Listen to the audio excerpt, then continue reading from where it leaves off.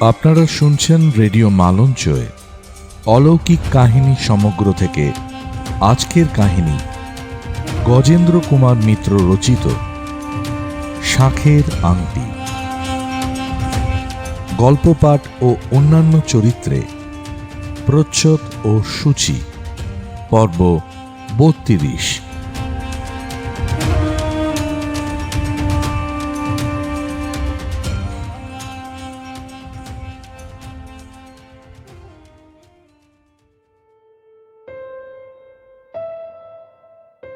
একই সঙ্গে মানুষের মনে এমন আশা আর আশঙ্কা দেখা দেয়, এমন প্রবলভাবে একই ঘটনাকে উপলক্ষ করে, তা জানত না পরমেশ।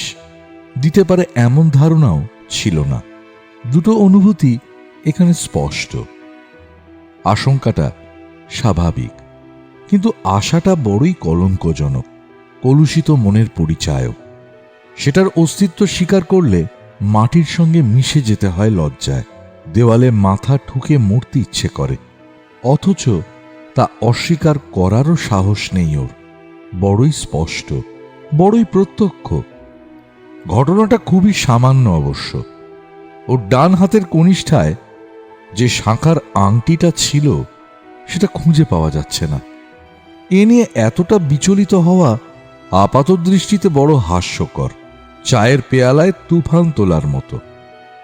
6 আনা দামের আংটি আছেও হাতে অনেক বছর।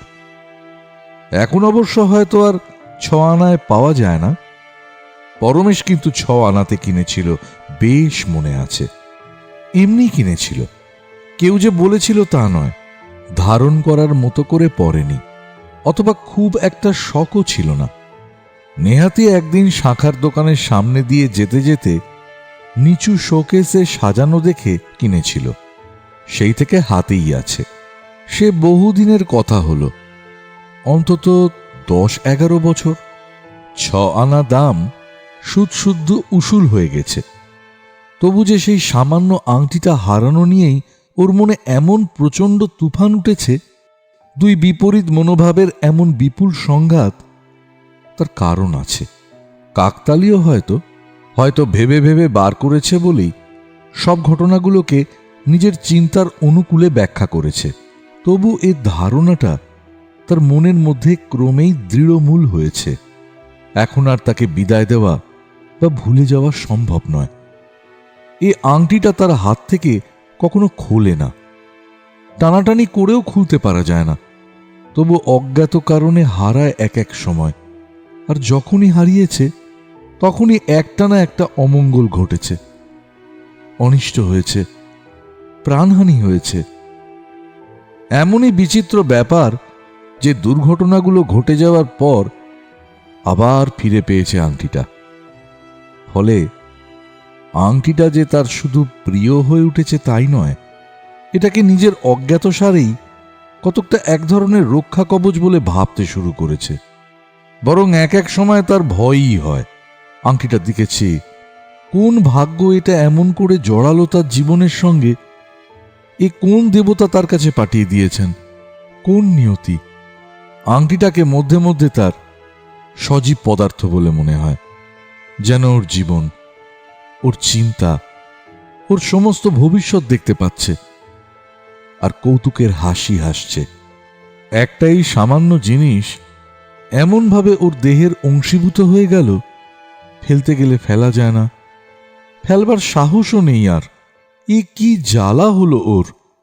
একদিন রাগ করে মনের আতঙ্ক থেকে অব্যাহতি পেতেই খুলে ফেলতে গেছে, খোলা যায়নি। সাবান দিয়ে, তেল দিয়ে অনেক রকমের চেষ্টা করেছে, খুলতে পারেনি। যেন সহজাত কবচ কুণ্ডলের মতোই চামড়ার সঙ্গে মিশে গেছে ওর। কেটে না ফেললে এর থেকে মুক্তি নেই। অথচ হারায় যখন, নিশ্চয়ই খুলে পড়ে যায়। কখনো যায়, কেন যায় তাও বোঝে না। প্রথম পড়েছিল যেদিন, সেদিনই ওর সেজ ভাই বিজয়েশ স্কুল থেকে ফেরার পথে লরি চাপা পড়ে। 7 দিন হাসপাতালে ছিল। চেষ্টা বা চিকিৎসার কোনো ত্রুটি হয়নি। অসংখ্য অস্ত্রোপচার হয়েছে, তবু বাঁচাতে পারা যায়নি। 8 দিনের দিন মারা গেছে। এই 8টা দিন খুব একটা খোঁজাখুঁজি করার সময় পায়নি সত্যি কথা, তবে মাঝে মাঝেই ঘর, বাথরুম, খাবার ঘর, বারান্দা, নিজের বিছানা, যেখানে সেখানে পড়া সম্ভব খুঁজে দেখেছে, কোথাও পায়নি। কিন্তু ভাইকে দাহ করে শ্মশান থেকে ফিরে সদরের বাইরে নিমপাতা আর মটর ডাল দাঁতে কেটে আগুন ছুঁয়ে ভেতরে যাবে, খালি পায়ে কি একটা ঠেকল। হেঁট হয়ে দেখল সেই শাঁখার আংটিটা। কেমন করে ওখানে এলো, কে ফেলল, আর কারো চোখে পড়ল না কেন, এসব প্রশ্নের কোনো সদুত্তরই মিলল না। বাড়ি শুদ্ধ সকলকে জেরা করেও না।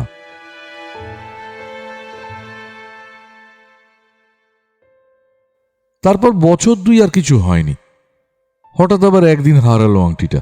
তখনও আংটিটার সঙ্গে কোনো দুর্ঘটনার যোগাযোগ থাকতে পারে এমন কথা মাথাতে যায়নি ওর। এ বিষয়ে কোনো সংশয় দেখা যায়নি। তাই আংটিটা এদিক ওদিক খুঁজছে, কিন্তু আতঙ্কগ্রস্ত হয়নি। বরং এক এক সময় মনে হয়েছে অনেকদিন তো পড়ল না, এবার যায় তো যাক, আর একটা নতুন হবে। পরের দিনই খবর এসেছে দেশে ওর জ্যাঠতুতো ভাই দেবেশদা ওদের পৈতৃক বাড়ির যে অংশে থাকতেন সেই অংশে 2টো ঘর পড়ে গেছে কদিন অহরাত্র বৃষ্টির ফলে, এবং দেবেশদার 2টি ছেলেই মারা গেছে দেওয়াল ও ছাদ চাপা পড়ে। সেকালের ভারী ভারী শালের কড়ি আর ডবল টালি, তার চাপে থেঁতলে গেছে বাচ্চা 2টো। খবর পেয়েই ওরা সকলে দেশে চলে গিয়েছিল। দিন 7 পরে যখন ফিরল, সেই দিনই ছেড়ে যাওয়া ময়লা শার্টটা কাচতে গিয়ে অভ্যেস মতো পকেটে হাত ঢোকাতেই হাতে পড়ল আংটিটা। এইবার বেশ একটু ভাবিয়ে তুলল পরমেশকে। হাত থেকে খুলে পড়লে নিজে পড়বে, বিছানায় পড়বে, কিংবা কলঘর টরে, সে সমস্ত জায়গাতে কয়েকবার খুঁজে দেখেছে তন্ন তন্ন করে, কোথাও পায়নি। পকেটে যাওয়ার কোনো কারণ নেই, ইচ্ছে করে খোলে নিজে পকেটে রাখবে। তাছাড়া ময়লা জামার পকেট থেকে সে নিজে পয়সা, কাগজপত্র, রুমাল বার করে নিয়ে গেছে। যতদূর মনে পড়ছে ভালো করেই দেখেছিল আর কিছু পড়ে রইল কিনা, থাকলে তো তখনই হাতে ঠেকত। তবে সংশয়টা সেই প্রথম দেখা দিয়েছিল ওর মনে, তবু তখনই ততটা আমল দেয়নি। যত স্পষ্ট হয়েছে, আকার ধারণ করেছে, ততই দূরে ঠেলে দিয়েছে। তবে তৃতীয়বার যেদিন হারালো, সেদিন যাকে বলে তোলমাটি ঘোল করা, তাই করেছে সে। কোথাও খুঁজতে বাকি রাখেনি। সবাই মিলে খুঁজেছে বাড়ি শুদ্ধ, কিন্তু কোথাও চিহ্ন পর্যন্ত দেখা যায়নি। পরের দিন বাবা আপিস গিয়ে শুনেছেন তার গভর্নমেন্ট টেন্ডারে আসামে যে মাল পাঠিয়েছিলেন, সে মাল মান অনুযায়ী নয়, মানে যে নমুনা দেওয়া হয়েছিল সেরকম হয়নি। এই অজুহাতে ফেরত এসেছে। যাতায়াতের সব খরচ ওদের, টেন্ডারের টাকাটাও বাজেয়াপ্ত হয়েছে।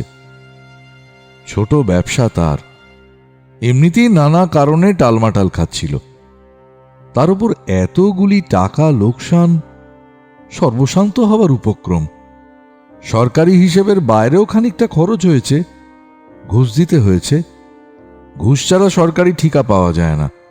আসলে ঘুষ কিছু কম দিয়েছিলেন বাবা, বলেই ঠিকা নাকচ হয়ে গেছে। অপরে নিশ্চয়ই বেশি ঘুষ দিয়েছে, কিন্তু তবু খানিকটা টাকা তো দিতেই হয়েছে। তার পরিমাণও নেহাত কম নয়, সেটাও বাজে খরচে গেল। আরও মুশকিল, এসব খরচ ইনকাম ট্যাক্স বিভাগ মানবে না। এ ধাক্কা বাবা সামলাতে পারলেন না। 3-4 দিন পরেই সেরিব্রাল থ্রম্বোসিস হলো। 4 ঘন্টার মধ্যে সব শেষ। এবার আংটিটা পাওয়া গেল শ্রাদ্ধ শান্তি শেষ হবার পর, নিয়মভঙ্গের দিন। দেরাজে কিছু খুচরো টাকা ছিল, 3-4 খানা 10 টাকার নোট।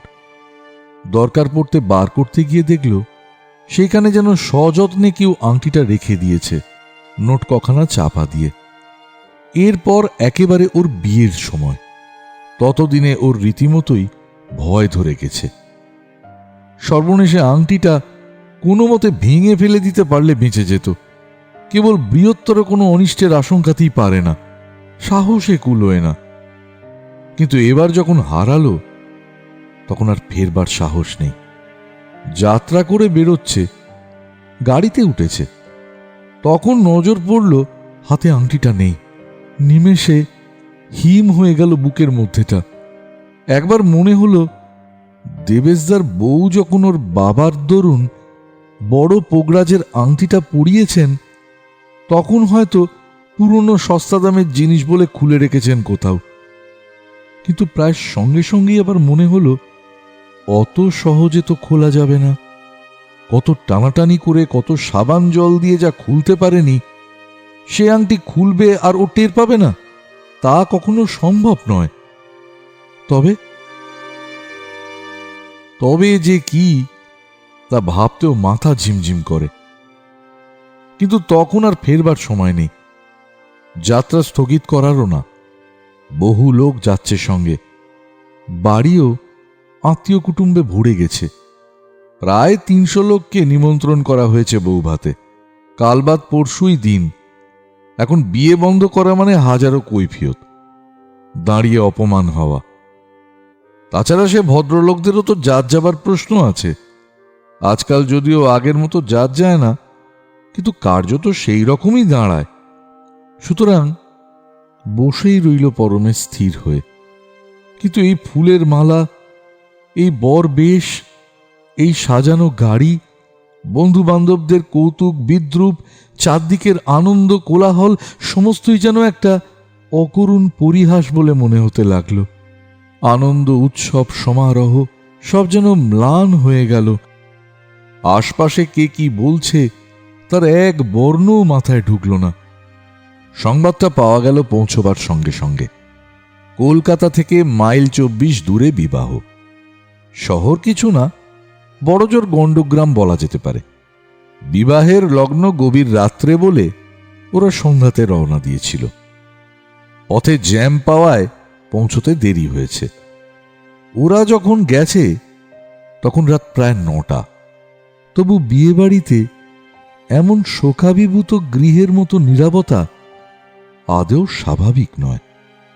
অথচ কেউই নিদ্রাভিভূত নয়, জেগেই আছে। লোকও কম নেই, কিন্তু তারা সবাই চুপ করে গুম খেয়ে দাঁড়িয়ে আছে, পাষাণ মূর্তির মতোই। অধিকাংশেরই মাথা নিচু। মেয়েদের সংখ্যাও যথেষ্ট, সাধারণ বিয়েবাড়িতে যেমন হয়। তবু বর পৌঁছতে একটা শাঁখ বাঁচল না, অথবা কেউ ছুটে এলো না গাড়ির চাকায় জল দিতে। ফলে এরাও স্তব্ধ হয়ে গেলেন। অপমানে মুখ কালো হয়ে উঠল সকলের। বর গাড়িতেই বসে রইল। বরকর্তা ছোট কাকা অন্ধকার মুখ করে নেমে এলেন। কারণটা বোঝা গেল প্রায় সঙ্গে সঙ্গেই। পাত্রীর বাবা ছুটে এসে ছোট কাকার হাতটা ধরে হাউ হাউ করে কেঁদে উঠলেন। তার হাতটা ধরে কপালে আঘাত করতে লাগলেন বারবার। সন্ধেবেলায় যখন সকলে নানা কাজে ব্যস্ত, সেই সময় পাত্রী কোণে সাজ পরেই কোথায় পালিয়ে গেছে। ওদের যখন খেয়াল হয়েছে, খোঁজ পড়েছে, তখন আর কোথাও পাওয়া যায়নি। তবে কার সঙ্গে পালিয়েছে তা জানতে পেরেছেন, কারণ যে মাস্টার মশাই ওকে পড়াতেন তাকেও সেই সময় থেকে পাওয়া যাচ্ছে না। একটা কানা ঘুষ অবশ্য এর আগেও উঠেছিল, কিন্তু মেয়ের বাবা জগৎবাবু খবর পেয়ে পড়া বন্ধ করে দিয়ে ছেলেটিকে যাচ্ছে তাই বলে বকেছিলেন। বাড়িতে আসা বারণ করে দিয়েছিলেন। মেয়েকেও কোথাও বেরোতে দিতেন না। এতকাল সে শাসন লঙ্ঘনও করেনি কেউ। প্রায় বছরখানেকের ওপর হয়ে গেল, কোনো পক্ষেই কোনো বেচাল দেখেননি। তাই কতকটা নিশ্চিন্ত হই বিয়ের সম্বন্ধ করতে এগিয়েছিলেন। ওরা যে ওর এই সর্বনাশ মনে মনে ভেজে আছে তা একবারও মনে করেননি।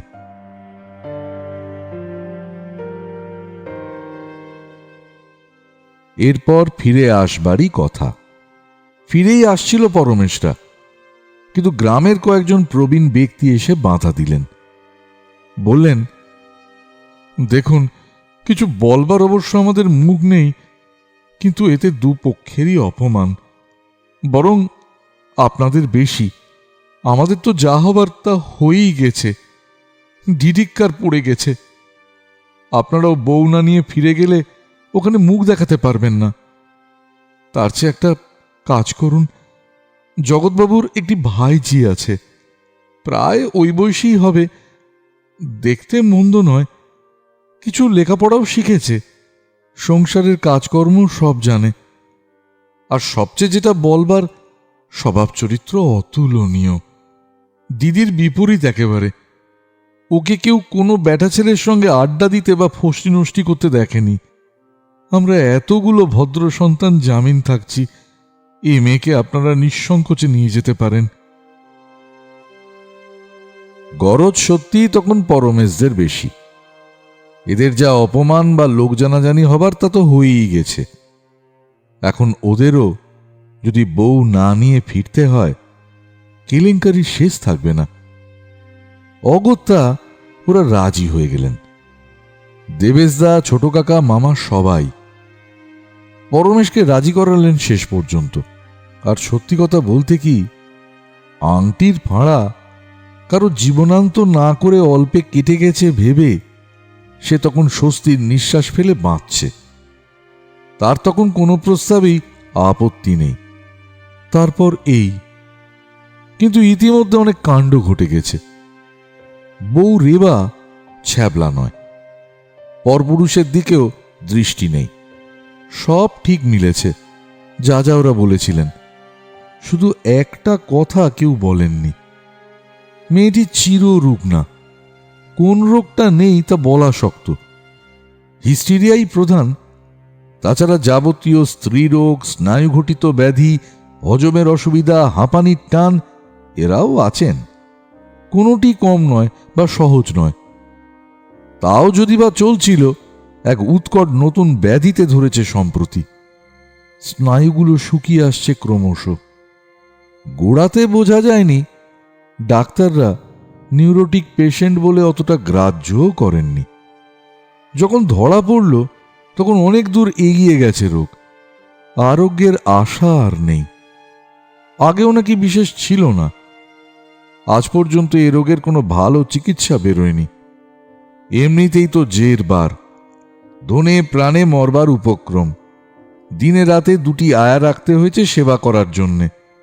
পাশ পর্যন্ত ফিরিয়ে দিতে হয় আজকাল। চিকিৎসাও চালিয়ে যেতে হচ্ছে, কোনো ফল হবে না জেনেও, আর সেও বেশ ব্যয়বহুল চিকিৎসা। তার উপর রেবা মহা অশান্তি বাঁধিয়ে তুলেছে। তার ধারণা হয়েছে যে পরমেশ তার দিদি শুভাকে পছন্দ করেছিল, সেই পাত্রী না পেয়ে ওর আশাভঙ্গ হয়েছে। শুভা রূপসী, স্বাস্থ্যবতী, প্রাণোচ্ছল, তার বদলে বাধ্য হয়ে রেবাকে বিয়ে করতে হয়েছে বলে রেবার ওপর পরমেশের একটা জাত ক্রোধ। দু চোখে দেখতে পারে না। তার ওপর এত ভুগছে রেবা, অবিরাম পয়সা খরচ করতে হচ্ছে পরমেশকে। ফলে সে বিদ্বেষ প্রতিহিংসায় পরিণত হয়েছে। পরমেশ ইচ্ছে করে চিকিৎসার নামে বিষ ইঞ্জেকশন দিয়ে এমন মহাব্যাধি ধরিয়ে দিয়েছে। পরমেশ প্রথম প্রথম অনেক বুঝিয়েছে। শুভাকে সে নিজে গিয়ে দেখেনি, সুতরাং তার পছন্দ করার প্রশ্নই উঠছে না। এ কথা নানা রকম দিব্যি গেলে বলেছে বারবার। মরা মা বাবার নামে, মা কালীর নামে দিব্যি গেলেছে। তাছাড়া বিষ দেওয়া সম্ভব নয়। এই জন্যে যে বড় বড় ডাক্তার 32 টাকা 64 টাকা ভিজিটের ডাক্তার দিয়ে চিকিৎসা করিয়েছে পরমেশ, ওর কথায় তারা বিষ দেওয়ার ঝুঁকি নিতে যাবেন কেন খামোকা? তাদের ঘুষ দিতে গেলে লাখ টাকা অন্তত ঘুষ দিতে হয়। সে টাকা ওর কই? বোঝাবার চেষ্টা করেছে প্রাণপণে, প্রাণের দায়ী বলতে গেলে, কিন্তু রেবা কোনো যুক্তিতেই কর্ণপাত করেনি। প্রকাশ্যে সকলের সামনে গালাগাল দেয়, তুমি পিশাচ, তুমি রাক্ষস, আমি মোলে আমার মলাটার বুকের ওপর নাচবে ধেই ধেই করে, তোমাকে বেশ চিনে নিয়েছি, আর একটা বিয়ে করবার জন্য ছটফট করছো, তা কি আমি জানি না? ক্রমশ এটা বেড়েছে, পাগলামিতে পরিণত হয়েছে। কথা কইতে এখন রীতিমতো কষ্ট হয়। তবু অকথ্য কুকথা গালিগালাজ করে যায় সে স্বামীকে, দিনরাত সাপসাপান্ত করে। বিরক্তি তো আছেই, অপমানও বড় কম নয়। জি চাকর আয়ার সামনেই এইসব বলে। অশান্তির শেষ থাকে না। আয়ারা বিরক্ত হয়, কাজ ছেড়ে দেবার ভয় দেখায়। অনেক অনুনয় বিনয় করে টাকা বাড়িয়ে দিয়ে রাখতে হয় তাদের। জি চাকরও তাই। শেষে এমন একটা সময় আসে যে সত্যি সত্যি স্ত্রীর মৃত্যু কামনা করে পরমেশ। আর তো কোনো আশাই নেই। গলা পর্যন্ত বুঝে আসছে। ডাক্তাররা শক্ত খাবার দিতে বারণ করেছেন। ভাত চটকে দুধে গুলে ঝিনুকে করে খাওয়ানো। পৃথিবীর কোনো সুখ, কোনো সম্ভোগই আর ওর অদৃষ্টে নেই। কোনো সৌভাগ্য কোনোদিন আসবে না জীবনে, কোনো আনন্দের স্বাদ পাবে না। তবে আর কেনই মিথ্যে কষ্ট পাওয়া, ওরও এদেরও। দৈহিক যত না হোক, মানসিক কষ্টটাই অসহ্য যে। দিবারাত্র এই বিরক্তি, দুশ্চিন্তা এবং নিজের মাইনে করা দাসদাসীর কাছে এই অপমান। তারা যে ওর আড়ালে কি পরিমাণ হাসাহাসি করে তা কি আর বোঝে না পরমেশ? প্রথম প্রথম চিন্তাটা মাথায় আসার সঙ্গে সঙ্গে শিউরে উঠত। দু হাত দিয়ে ঠেলে বার করে দিতে চাইতো মন থেকে। কিন্তু পাপের বীজাণু সহজে মরে না। কোনো কোনো চর্মরোগের মতো নিশ্চিহ্ন করে দিলেও আবার এক সময় মাথা তোলে। ওরই চিন্তাও একটু একটু করে বাসা বাঁধে। কিছু পরে সেটা স্থায়ী বাসায় পরিণত হয়, ক্রমে প্রাধান্যও পায়। শেষে এক সময় চিন্তাটা আর অত অসহ্য, অতি লজ্জাকর মনে হয় না। অবশ্য মৃত্যু কামনা করা এক জিনিস, মৃত্যু ঘটানো আর এক। সেটা পরমেশের দ্বারা হবে না, তা চায়ও না সে। যেটা হবেই, যা অবশ্যম্ভাবী, নিয়তির বিধান, সেই ঘটনাকে ত্বরান্বিত করতে চায় মাত্র। চায় মানে ঘটলে খুশি হয়। ত্বরান্বিত করার কোনো উপায় সে জানে না। চায়ও না ও পথে যেতে। শুধু পাপ বলে নয়, বা আইনের চোখে, সমাজের চোখে দণ্ডনীয় বলেও নয়। এরকম কোনো নৃশংস কাজ করা ওর শক্তির বাইরে। না, বিষ ও খাওয়াতে পারবে না, গলাও টিপতে পারবে না। ওর দিকে চাইলে এখনো আর মায়াই হয় বরং। শারীরিক কোনো উপায় নয়, সে নিজে কোনো মৃত্যু ঘটাতে পারবে না। এছাড়া যদি কোনো উপায় থাকে, প্রার্থনাতে যদি হয়, তো সে রাজি আছে। ভগবান, ওকে মুক্তি দাও, ওকে আর আমাদেরও। এর মধ্যেই হঠাৎ একদিন আংটিটার দিকে নজর পড়ল। এটা যদি হারাতো কোনো মতে, এতবার তো হারালো, আর একবার হারাতে পারে না। অবশ্য হারালেই যে অনিষ্ট বা অমঙ্গল এই পথে আসবে তার কোনো অর্থ নেই। কিন্তু সে সম্ভাবনা পরমেশ ভাবতেও চায় না। চায় না বলেই মাথাতেও আসে না। সে শুধু কি করে হারানো যায়, এটা অন্তত খুলে ফেলা যায়, সেই চিন্তাই করে। নতুন করে চেষ্টা শুরু করে আবার। সাবান দিয়ে দেখে, লুব্রিকেটিং তেল দিয়ে আস্তে আস্তে চুড়ি খোলার মতো করে ঘুরিয়ে ঘুরিয়ে দেখে।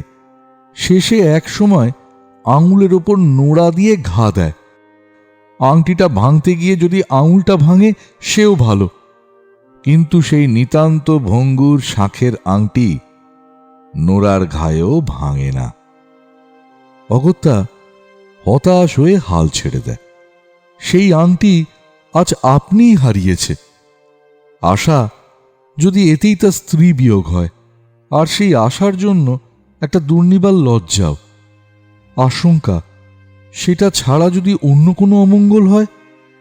দুটো এই বিপরীতমুখী চিন্তার সংঘাতে বিবর্ণ হয়ে ওঠে সে। তার কপালে ঘাম দেখা দেয়, বুকের মধ্যে ধড়ফড় করতে থাকে। ভালো করে খুঁজতেও পারে না, সে শক্তিও নেই, বিশেষ ইচ্ছাও নেই। যায় তো যাক, একেবারেই যাক। অনেকক্ষণ পরে নিজেকে সামলে নেয় একটু। চাকরকে ডেকে বলে আংটিটা খুঁজতে। ঝিকে বলে ঘর মোছার সময় ভালো করে লক্ষ্য করতে। নিজেও খোঁজে সাধ্যমতো, বিছানায়, দেরাজে, টেবিলে, তাকে, যেখানে যেখানে পড়া সম্ভব, সর্বত্র। বলা বাহুল্য, পাওয়া যায় না। এমনভাবে পাওয়া যাবেও না, তা জানে পরমেশ। সে তার সময় মতো, ওর প্রতি নিয়তির পরিহাসের মতো এক সময় দেখা দেবে। খানিকটা পরে হাল ছেড়ে স্নান করতে যায়। বাথরুম থেকে বেরিয়ে আসতেই দিনের আয়া এসে বলে, বৌদি ডাকছেন আপনাকে একবার। মনটা অপ্রসন্ন হয়ে ওঠে। সাত সকালে আবার সেই অশান্তি। গলা প্রায় বুঝে এসেছে। ফিসফিস করে কথা কইতে কষ্ট হয়, তবু অব্যাহতি দেয় না। কিন্তু প্রায় সঙ্গে সঙ্গেই আয়া একটা নতুন খবর দেয়। বৌদি আজ কিন্তু বেশ হাসি খুশি আছেন দাদা। মনে হয় আজ অনেকদিন পর মাথাটা ঠান্ডা আছে, কথাও কইতে পারছেন একটু। দেবার মতো সংবাদ নিশ্চয়ই। বিস্ময় বোধ করে, সেই সঙ্গে প্রবল একটা আশঙ্কাও। তার কি আংটি হারানোর ফল অন্য কোনো দুঃসংবাদের আকারে অপেক্ষা করছে? তখন অবশ্য অত ভাব বাড়ার সময় নেই। পরমেশ স্ত্রীর ঘরে এসে দাঁড়ায়। সত্যিই আজ রেবা একটু খুশি খুশি আছে। পরমেশ যেতেই সে হেসে বলে, ওগো দেখো, আজ আমি অনেকটা ভালো বোধ করছি। গলাটাও যেন একটু পরিষ্কার, শুনছ না? নিজে নিজেই পাশ ফিরলুম এই মাত্র। মিষ্টি কথার উত্তরে মিষ্টি কথাই আসে। পরমেশও কোমল কণ্ঠে বলে, তাহলে বোধহয় ডাক্তারের এই নতুন ওষুধটায় কাজ দিল একটু। আমারও তাই মনে হচ্ছে। একদিনে ঠিক ওষুধটা খুঁজে পেয়েছে ডাক্তার। সত্যি, তোমাকে কত গালাগাল দিয়েছি নতুন ওষুধটা খাওয়াতে শুরু করলে বলে। আমি যেমন অভাগী, জ্বলে আর জ্বালিয়েই গেলুম। একটা দিনের জন্য শান্তি পেলে না আমাকে নিয়ে। অভিভূতর মতো শোনে পরমেশ। এ কি সত্যি রেবার গলা? তার কথা শুনছে সে। অনেক উন্নতি হয়েছে, তাতে কোনো সন্দেহ নেই।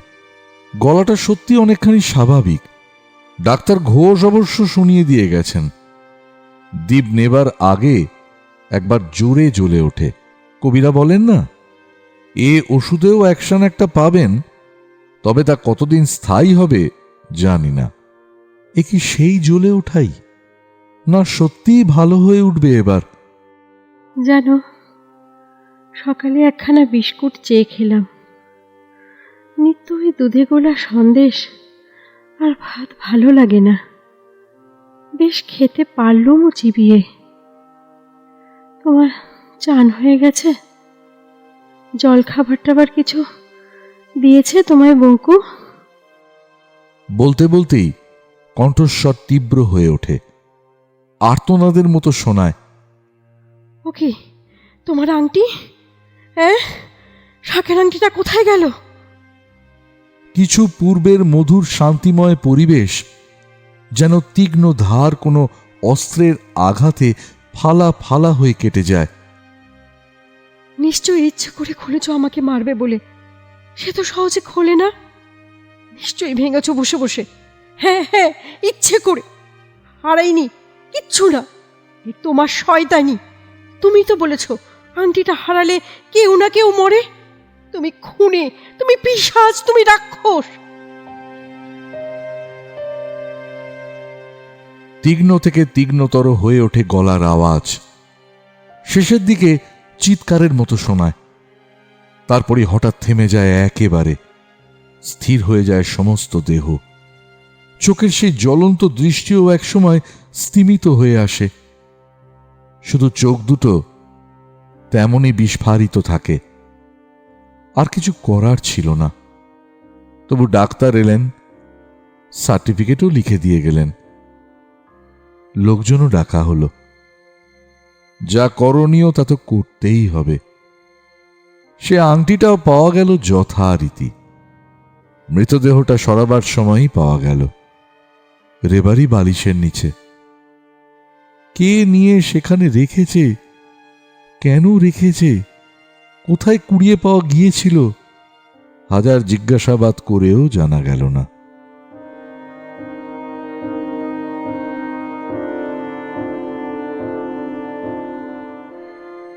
রেডিও মালঞ্চর গল্পগুলো যদি তোমাদের ভালো লেগে থাকে, রেডিও মালঞ্চ চ্যানেলটিকে সাবস্ক্রাইব করো, তোমাদের বন্ধু বান্ধব আত্মীয় স্বজনের মধ্যে শেয়ার করো। আজ এই পর্যন্তই। এরপর আরো রোমাঞ্চকর কাহিনী নিয়ে আসব পরের সপ্তাহে। ততক্ষণ পর্যন্ত শুনতে থাকো রেডিও মালঞ্চ।